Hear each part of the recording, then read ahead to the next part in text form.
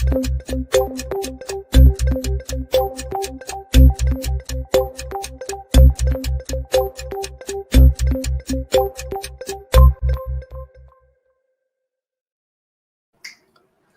dia a todos, um prazer estar com vocês novamente com essa conversa com o presidente Lula, que está numa correria danada. Nós estamos em Bruxelas, capital da Bélgica, de certa maneira capital da Europa, pelo menos a capital da Europa, da União Europeia, né? A reunião da CELAC com a União Europeia, aqui é o segundo dia já. O presidente Lula está arrumando um horáriozinho para nos atender aqui, porque está no corre-corre. Reunião antes, vai ter reunião ainda mais para frente também, muita coisa acontecendo. O Stucker arrumou aqui uma salinha pra gente, só faltou a batata frita que a gente tinha conversado. Pô, da Bélgica, né? Tinha que ter tido uma batatinha frita até, porque o presidente ainda nem almoçou, né? Mas a gente vai no copo d'água por enquanto, né? Como é que está sendo essa reunião? Como é que está tendo tudo? O show, primeiro, é importante dizer para o povo brasileiro que havia 8 anos que essa reunião não acontecia. Uhum. Por irresponsabilidade do golpe e depois pelo que aconteceu depois de 2018 no Brasil.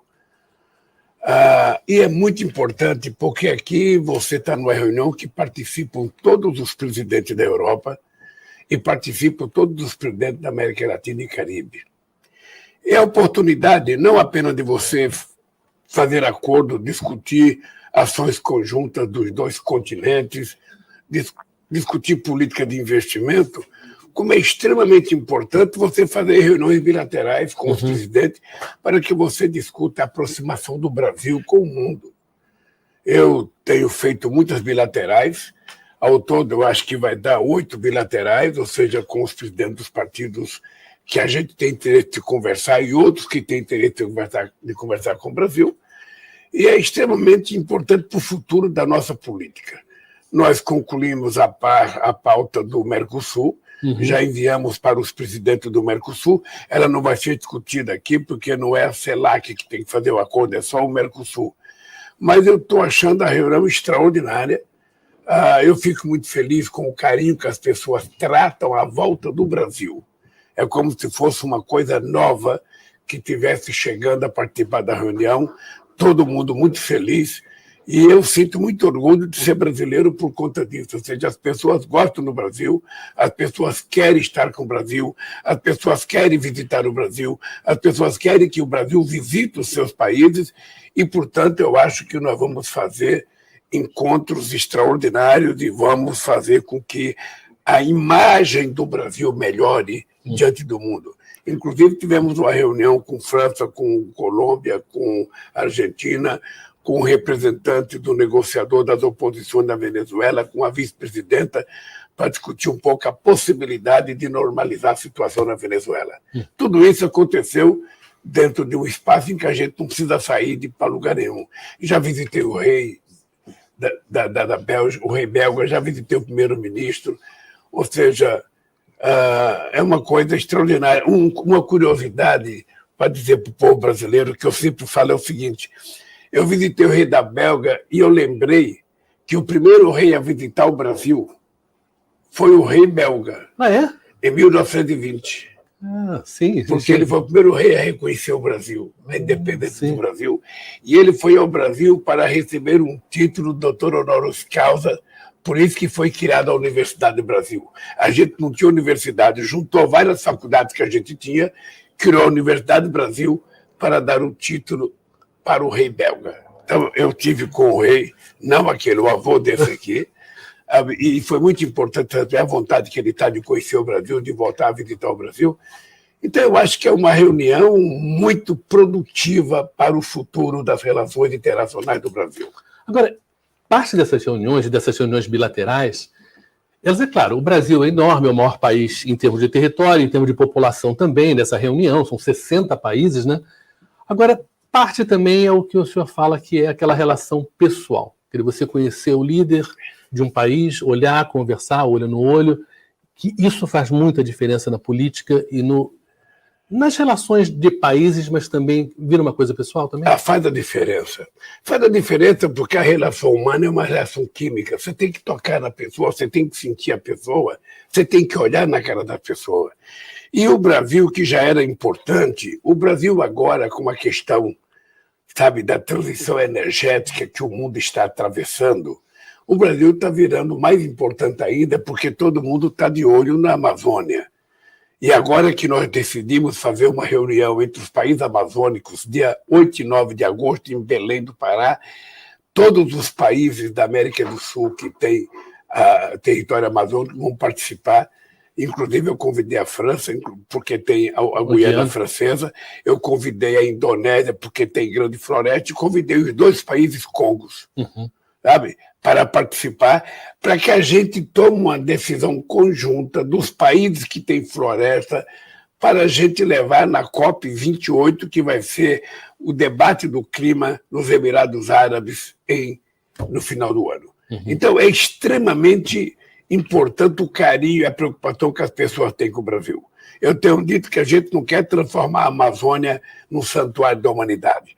A Amazônia é um território do qual o Brasil tem poder soberano sobre ele, mas o que a gente quer compartilhar é a exploração científica da riqueza da biodiversidade para saber se dali a gente pode extrair produtos fármacos, se a gente pode trazer coisa para fazer indústria de cosméticos, mas, sobretudo, para a gente tentar pesquisar como melhorar a vida do povo que mora na selva. Como é que a gente pode melhorar a vida dos indígenas, a vida dos pescadores, a vida dos ribeirinhos, a vida dos extrativistas e a vida do conjunto da sociedade na Amazônia da América do Sul, que são 50 milhões de pessoas, e na Amazônia brasileira, que são 28 milhões de pessoas. Nós precisamos pensar em cuidar da floresta, mas temos que pensar em cuidar do povo, porque o povo é que faz a nossa nação. Essa reunião de Belém, quando se fala dessa reunião aqui para os outros países, porque as florestas são um bem da humanidade que foi sendo destruído em todo. Aqui na Bélgica tinha floresta, em tudo quanto é lugar tinha floresta, e essas florestas foram acabando. Hoje é um patrimônio de poucos países, florestas realmente muito grandes. A gente pode transformar essas florestas num bem para a humanidade, uma humanidade reconhecer isso como se fosse petróleo, como se fosse um minério, como se fosse algo assim, é uma reserva de algo muito especial? Pode e devemos fazer isso. Aliás, a humanidade toda precisa levar em conta que cada gesto nosso daqui para frente, cada atitude nossa, ela pode melhorar ou piorar a situação do planeta. De todos. Todo mundo já percebeu que há mudança de clima. Todo mundo já percebeu que está esquentando o clima. Todo mundo já percebeu que está chovendo muito em lugar que não chovia, que tem seca onde chovia bastante. Todo mundo está percebendo furacão. Todo mundo está percebendo uma série de coisas, sabe, desastres, incêndios que está acontecendo. Então, todos nós temos responsabilidade. Como o Brasil ainda tem milhões de hectares ou milhões de quilômetros da Amazônia preservado, nós precisamos transformar isso num patrimônio efetivamente brasileiro, mas que gere melhoria da qualidade de vida para o povo brasileiro. É por isso que nós vamos ter que colocar as universidades para pesquisar, os institutos de pesquisa, fazer convênio com outros países, para que a gente possa definitivamente, sabe, dependendo do Brasil, a gente cuidar da nossa floresta para cuidar do planeta. E é mais importante saber que a floresta em pé pode render mais para o Brasil do que derrubar a floresta. Nós temos 30, 40 milhões de hectares de pastos degradados que pode ser recuperado para plantar o que quiser, sem precisar derrubar uma única árvore. Nós temos que dizer para as pessoas que cortam madeira para fazer móveis que quem quiser cortar madeira para fazer móveis, plante. Compra uma área de terra, planta madeira e ele então fica cortando a hora que ele quiser. Mas aquilo que a natureza nos deu é de todo mundo. Ninguém tem o direito de cortar uma árvore que tem 300 anos. Não é tão renovável assim. Um mogno com 250 anos, 300 anos, para que cortar? Aquilo é um patrimônio da humanidade. Vamos plantar o mogno em outro lugar e vamos cortar na hora que for possível cortar. Então, esse processo de educação, o Shoa, é que nós vamos ter que fazer com o povo brasileiro. Ou seja, nós somos a única espécie animal capaz de destruir o mundo que a gente vive. É extraordinário. Nós não cuidamos do lixo da nossa casa, nós não cuidamos do lixo do nosso bairro, nós não cuidamos do lixo. Vai se jogando lixo em tudo quanto é lugar, não tem lixo seletivo na maioria dos lugares. Ou seja, a irresponsabilidade nossa é muito grande. Então nós precisamos ser mais responsáveis. Por isso eu defendo, inclusive, que isso deve fazer parte do currículo escolar. A criança tem que aprender a questão ambiental na escola. Da mesma forma que ele vai aprender história de que Cabral descobriu o Brasil, ele tem que aprender as serventias, sabe, do cuidado com aquela sujeira que a gente produz, com o lixo que a gente produz, sabe, com a necessidade de preservar a nossa fauna, de preservar a nossa água, de preservar, sabe, as nossas reservas florestais. Sabe? É isso que nós temos que educar as crianças, é isso que ela tem que saber. E nós vamos, então, a partir daí, começar a saber o mundo que a gente quer criar para o futuro tem que ter a participação do povo brasileiro desde a criança. A criança, numa creche, ela já tem que aprender para ensinar a mãe. Ela tem que dizer para a mãe, não jogue tal coisa no lixo, não faça assim, sabe? Porque assim a gente vai ter um mundo muito melhor e todo mundo vai conseguir viver bem. E eu acho que o Brasil tem uma chance excepcional. Nunca antes na história do Brasil eu vi o Brasil com a oportunidade que ele tem de conquistar aliados, conquistar espaço, conquistar investimento, sobretudo nessa questão da transição energética, energia eólica, energia solar, biomassa, etanol, biodiesel, e agora com hidrogênio verde. A chance do Brasil é extraordinária e eu acho que a gente não pode jogar fora essa oportunidade. Eu acho que o século XXI definitivamente vai ser o século da independência verdadeira do Brasil, do ponto de vista econômico, cultural, social e também geopolítico. Esse otimismo que o senhor mostra, e obviamente o senhor tem batido esse tambor do meio ambiente muito fortemente, mas por outro lado a gente vê, lembra, Rio 92, a gente está falando de 31 anos atrás, a gente já se falava dessa preocupação com o meio ambiente. E você vê os países falando, olha, não, metas para daqui a 2050, 2060... Quando em 92 se falava de metas de 2010, 2020, e muito pouco foi feito. O senhor sente essa urgência que o senhor vê em outros líderes também, ou muita coisa de boca para fora? Olha, ainda tem muita coisa da boca para fora. A primeira COP que eu participei para discutir a questão ambiental foi em 2009, na Dinamarca. Naquela COP havia uma comunhão de interesse dos países ricos para culpar a China pela poluição do mundo. E naquele dia, eu conversei com Obama, conversei com Angela Merkel, conversei com Gordon Brown, conversei com o primeiro-ministro da Itália, conversei com o Sarkozy. Todo mundo queria culpar a China. E o Brasil disse, não. A gente não vai culpar a China porque teve gente poluindo o planeta antes da China. Não foi a China que fez a Revolução Industrial. Então, a Revolução Industrial que poluiu o planeta vem de 200 anos atrás. Eu quero saber se as pessoas estão pagando a dívida que tem com o planeta Terra. Por que culpar a China? E aí foi interessante, porque nós fizemos uma reunião com a China, com a Índia, com o Brasil e com a África do Sul, o Obama entrou depois de muito esforço para ele entrar, e nós não tomamos decisão. Mas ali as pessoas prometeram que iam dar 100 bilhões de dólares por ano para ajudar a cuidar do planeta. Até agora não deram, e me parece que não querem dar. E eu disse na reunião, é melhor dizer a verdade. Não quer dar o dinheiro, diga que não vai dar, não fique alimentando ilusão em países pobres. Um país como o Brasil não tem que ficar implorando dinheiro. Nós temos que fazer aquilo que é nossa tarefa. O Brasil é um país grande. O Brasil precisa parar de se tratar como se fosse um paísinho pobre, pequenininho. O Brasil não é um país pobre, o Brasil é um país rico. Tem um orçamento grande, tem riqueza. Acontece que a minoria se apoderou dessa riqueza. Então nós temos que tomar decisões. Colocar dinheiro para preservar a Amazônia é uma obrigação nossa. Obviamente que se o mundo tem interesse, pode nos ajudar. Mas não apenas o Brasil, outros países pequenos. Nós temos um monte de ilhas que podem ir para baixo d'água se houver, sabe, um esquentamento do planeta e o mar aumentar de volume. Então é preciso que a gente cuide disso. Eu estou convencido que nós estamos vivendo esse momento de ouro. Eu sou otimista, acho que o mundo está muito otimista, está tendo um discurso novo na União Europeia que é importante as pessoas prestarem atenção.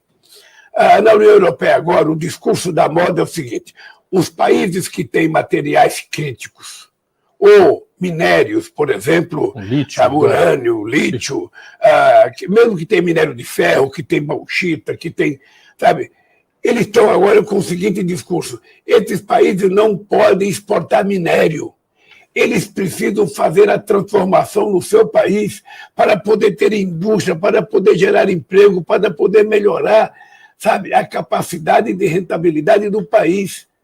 Então, agora, qual é o nosso discurso para a União Europeia?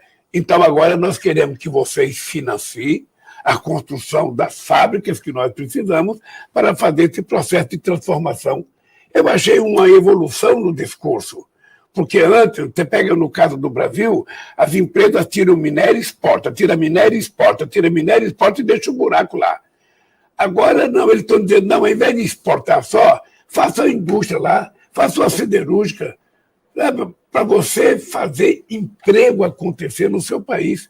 Esse é um discurso novo na União Europeia, que eu acho que o mundo precisa aproveitar para que os países pobres ou os países em desenvolvimento que têm minérios possam se desenvolver. Bom, isso, de certa maneira, a gente está vendo no meio ambiente uma certa enrolação. E vamos um pouquinho para o Brasil, porque ontem começou um programa do governo, Desenrola, que é um programa, eu acho que é um alívio, né, para muitos milhões de brasileiros, né? Inclusive para pessoal já de classe média, gente que ganha até R$20 mil, que tem dívida aí de 2019 a 2022, que já pode ir diretamente nos bancos para poder já negociar essa dívida. É muito importante, eu acho que para a pessoa a sensação de que, olha, não devo nada, né? É um alívio, você dorme melhor, né? De certa maneira. Você, por acaso, já teve no Serasa? Não. Você já caiu na falha mínima de dever R$150 e você perdeu o crédito? Detesto dever. Então, veja, o que está acontecendo é uma revolução extraordinária. Eu até brinquei com o Haddad, eu falei, Haddad, se isso der certo como você está dizendo, você vai ter que ganhar, junto com a tua equipe econômica, e mais quem propôs isso, o prêmio Nobel, sabe, da desenrolação. Porque é o seguinte, está começando assim, todo mundo que tem uma pequena dívida de R$100, esse já vai ser, fácil, sabe, facilmente os bancos já vão inventar, ele já não vai dever mais nada, já vai sair do Serasa. Quem tem até R$20 mil, quem ganha até R$20 mil por mês, já pode negociar a sua dívida com os bancos. Ontem houve uma grande procura nos bancos e teve banco anunciando redução de 96% na dívida. Fantástico. Tá? E depois vai ter o seguinte, depois quando chegar em setembro vai entrar o aplicativo das pessoas que devem no varejo, da pessoa que deve ir para a loja. Então, vai ser a mesma coisa, os bancos vão ter que oferecer, o cara vai entrar lá no aplicativo e os bancos vão oferecer desconto. Eu acho que vai ser uma coisa excepcional. Se der certo isso, a gente vai salvar, no mínimo, 72% da população brasileira que está endividada e vai permitir que essa gente possa voltar ao mercado de consumo, porque todo mundo sempre tem uma coisinha para comprar. Sim. E agora que vai se aproximando do fim do ano, Dia da Criança, sei das contas, ou seja, é muito importante que as pessoas estejam libertas das suas pequenas dívidas, para fazer outra dívida sempre de forma muito responsável. Ninguém pode gastar o que não tem. Se quiser fazer uma dívida, você tem que saber se ela cabe dentro do seu orçamento. Se ela couber, você faça. Depois que você pagar uma, você faz outra, para não ficar sufocado no Serasa, como tem muita gente hoje no Brasil. Você se lembra, na tua juventude, de ter dívida, do incômodo que era essa coisa de dever, ou você evitava isso? Deixa eu te dizer uma coisa. Eu tenho uma coisa que eu tenho certeza e convicção. Quando você deve para um banco, você não passa perto do banco. Mas você vai para o Serasa, se você não tiver mais crédito. Sim. Mas antigamente a gente comprava por caderneta. E quando a gente devia R$50, R$30, R$20, R$100, a gente não tinha nem coragem de passar na frente do bar, da padaria, do supermercado que a gente comprava, porque pobre não gosta de dever. Pobre gosta de pagar aquilo que ele deve. Por isso que está havendo uma grande procura para tentar resolver o problema da dívida, porque todo mundo quer andar de cara limpa. Todo mundo quer entrar em qualquer lugar de cabeça erguida, alegre, porque não está devendo. Quando a pessoa deve e não pode pagar, a pessoa fica embaixo. Só quem gosta de dever muito é rico. Tem um ditado que diz que rico tem duas alegrias. Uma quando toma dinheiro emprestado e a outra quando não paga. Sabe? O pobre tem duas tristezas. Ele não pode tomar dinheiro emprestado, quando ele toma, ele não pode pagar. Então, sabe? Mas eu acho que esse programa Desenrola vai ajudar o povo brasileiro. Eu tenho fé em Deus que, se der certo, nessa primeira fase, quando chegar o aplicativo do varejo em setembro, eu acho que nós vamos libertar milhões de brasileiros que vão poder voltar ao consumo livremente, alegre, sorrindo, podendo comprar aquela coisinha que eles foram comprar. Uma outra coisa que foi dessa semana também muito importante foi o Mais Médicos, né? Que foi muito anunciado, com os detalhes todos do programa, já chegaram mais de 5 mil. O Mais Médicos também, de certa maneira, uma certa libertação para muita gente, né? Você poder ter um médico próximo da tua cidade que te atenda, que era algo que existia, que funcionava, que tiraram e agora está voltando. Eu acho que é fundamental para uma família, né, saber que vai ter um acesso. Olha, né?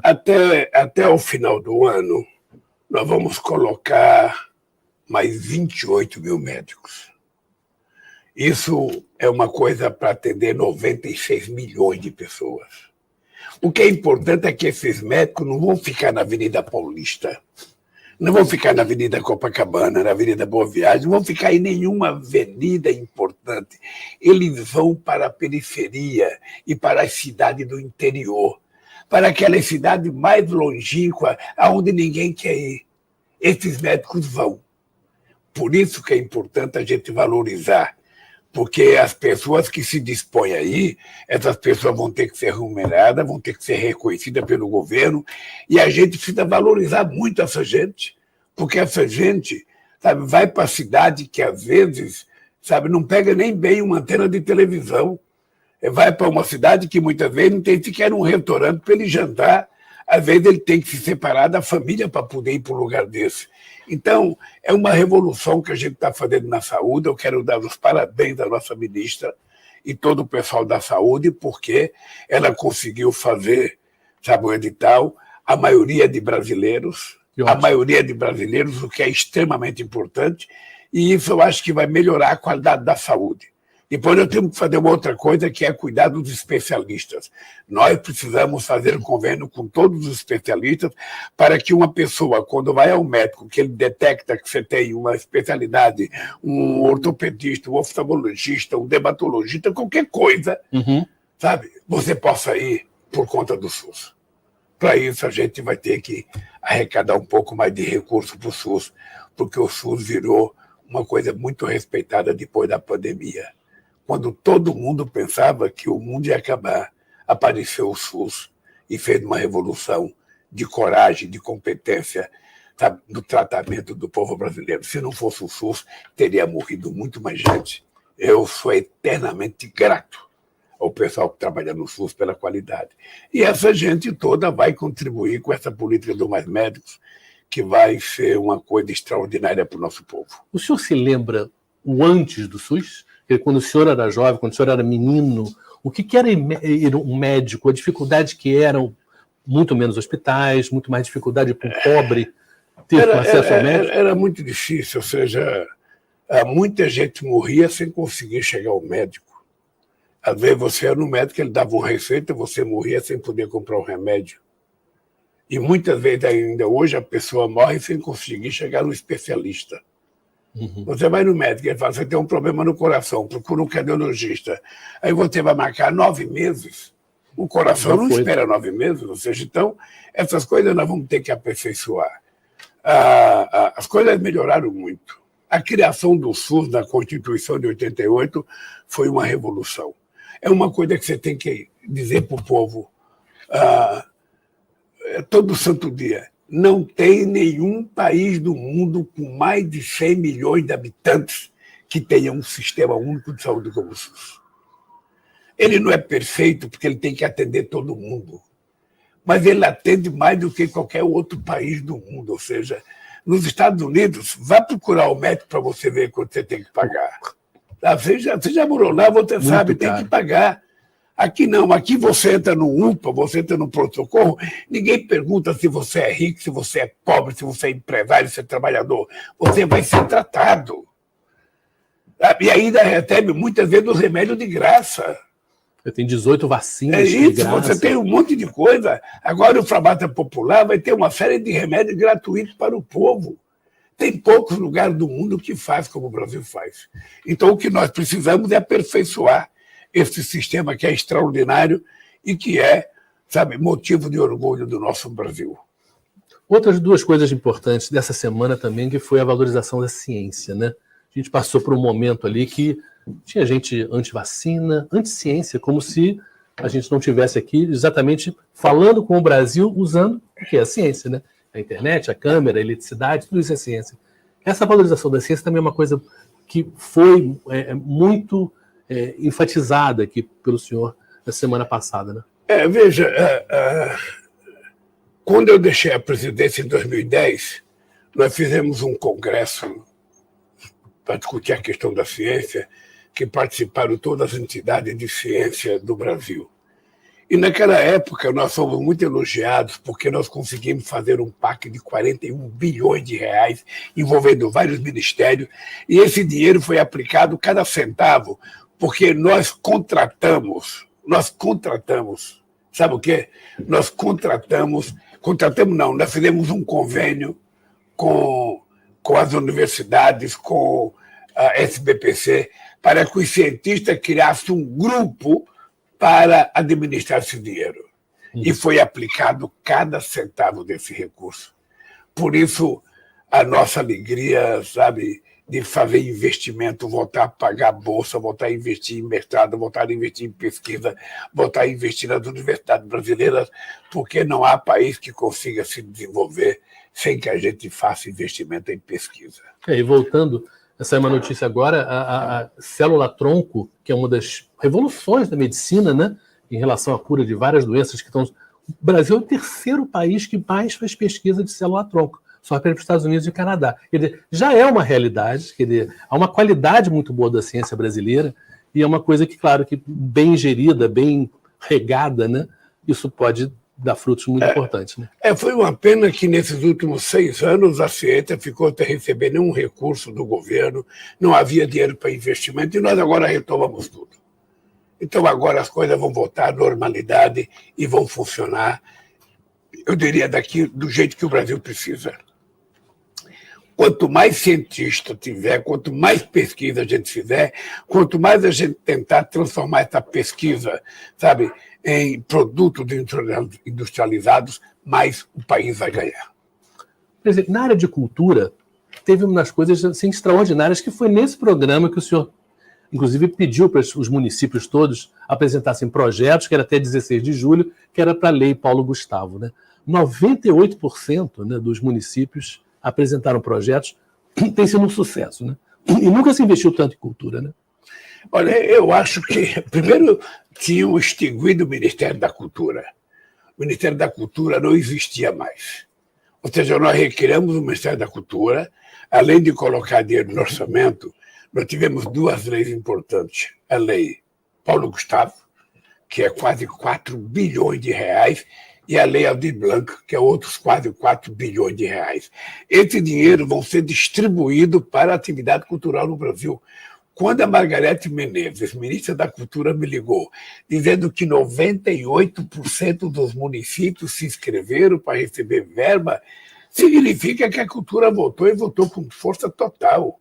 Significa que as coisas vão voltar a funcionar e agora vai entrar a Lei Aldir Blanc. Além disso, nós queremos criar na cultura os comitês culturais em cada capital do país, para que a gente valorize a cultura local, para que a gente, sabe, saia do eixo Rio-São Paulo, que é muito importante do ponto de vista da quantidade de artistas, da produção cultural, mas a gente precisa fazer cultura no Brasil inteiro. E é isso que estimula a gente a fazer esse investimento, é isso que estimula a gente a criar os comitês culturais, e é isso que vai fazer com que a cultura vai ser um valor importante. É preciso pensar a cultura também do ponto de vista econômico, também do ponto de vista financeiro. Quantos empregos gera a cultura, quantos salários gera a cultura. Qualquer peça de teatro não é só o artista que está lá Sim, São um monte de gente trabalhando. Qualquer programa de televisão, não é só o cara que está entrevistando, tem dezenas de pessoas trabalhando para poder dar certo. Então, a atividade cultural é uma atividade muito forte economicamente. Quem fala que quando o governo coloca dinheiro na cultura, o governo está gastando, é um bobão, é um mentiroso, é um ignorante. Porque dinheiro e cultura significa investimento, geração de emprego, geração de oportunidades e distribuição de riqueza. É isso que é cultura. É lei de levar conhecimento, levar política para a cabeça do povo, levar, divertimento para a cabeça do povo. Isso que é extraordinário. Quem não gosta disso, quem não acredita nisso, tem gente que acha que artista atrapalha. Você tem gente que acha que artista atrapalha porque só gasta dinheiro, porque está beijando o outro, porque está no tempo das contas o outro. Para de ser ignorante. A arte é arte. E a gente tem que gostar dela como ela é. Não é a gente que é dona. Aquilo que os artistas fazem, aquilo que eles conseguem produzir, o trabalho que eles fazem, às vezes o sacrifício que eles fazem, merece ser motivo de respeito do povo brasileiro. Portanto, viva a cultura. Presidente, a gente está encerrando aqui, mas uma das coisas que o senhor fez semana passada foi ir no Congresso da UNE, né? E a UNE, eu queria que você contasse a sua história, porque o senhor entrou na política pelo lado do trabalho, pelo lado do sindicato. Mas muita gente entra pelo lado do estudo também, e a UNE, né, a União Nacional de Estudantes, tem uma história linda no Brasil, é muito importante, tem tido presidentas mulheres, né, recentemente. E essa coisa do jovem também tem sido uma preocupação muito grande do senhor, do jovem se preocupar com política, se interessar por política, afinal de contas, o mundo é política, né? Ô, Shoa, foi interessante porque o primeiro congresso da UNE que foi em 1976, quando a UNE voltou à atividade. A UNE estava na clandestinidade e ela voltou. Tinha sido eleito um presidente novo, que era um companheiro, o Rui, que era um baiano, e eu fui no Congresso de Piracicaba. Depois eu sou o único presidente que fui no Congresso da UNE. Eu fui no Congresso da UNE em 2009, depois eu fui sem ser presidente, acho que em 2012, e voltei agora em 2023. Os presidentes não gostam de participar do Congresso da UNE, aqueles têm medo de vaia, têm medo de protesto, têm medo de reivindicação. E é engraçado porque você fala que a juventude é o futuro da nação e quando você tem a oportunidade de conversar com ela, você não vai. Então eu vou, sempre que for convidado eu vou, sempre que eu puder participar eu vou, porque nós precisamos falar muito para essa juventude. Essa juventude sonha, essa juventude tem esperança, e essa juventude quer acreditar em alguma coisa melhor, em alguma coisa que lhe dê perspectiva de futuro. Ele quer ter uma oportunidade. É por isso que nós temos que conversar com a juventude. E o Congresso da UNE é um espaço extraordinário, porque a União Nacional dos Estudantes tem muito a ver com a conquista da democracia no país, tem muito a ver com o combate à ditadura militar e tem muito a ver com o futuro desse país. Se você quiser falar de futuro, você tem que falar da UNE e dos estudantes. Por isso que eu fiquei muito feliz de ir ao Congresso da UNE. Bom, presidente, muito obrigado por essa conversa, mais uma, né?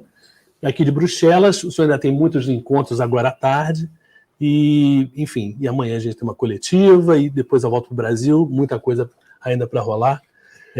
Agora, o desenrola foi muito bom, né? Eu ainda tenho que ter uma reunião hoje à tarde com a primeira-ministra da Dinamarca, eu vou ter que ter uma reunião ainda com o chanceler da Alemanha, tenho encontro ainda com o primeiro-ministro de Portugal, e depois nós vamos nos preparar para ir embora amanhã. Amanhã eu vou embora e eu vou passar em Cabo Verde, porque tem que passar, porque o avião não chega diretamente ao Brasil, e vou aproveitar para passar em Praia, que é a capital de Cabo Verde, para conversar um pouco com o presidente de Cabo Verde, e depois eu regresso ao Brasil para desenrolar os problemas do Brasil.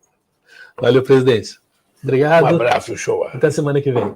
Obrigado por vocês estarem assistindo a gente, ou nos canais do YouTube, nas rádios, enfim, todos os meios de comunicação que reproduzem esse programa. Quando você puder ver em casa também é muito importante, tá? Até terça-feira que vem.